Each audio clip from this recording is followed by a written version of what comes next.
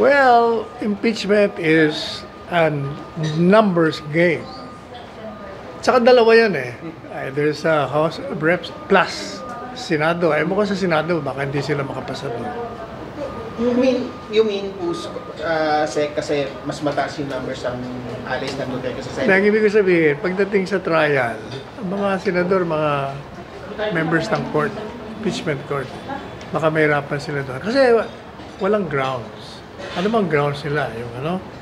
Yung confidential funds. Malabo yun. Kasi unang-una, although nasa Supreme Court, pinag-uusapan whether it's illegal or legal yung paggamit ng confidential funds. They're forgetting that the confidential funds were given by the President, and the President is authorized under the Constitution to have confidential funds. Now, upon the request of BP, binigyan siya.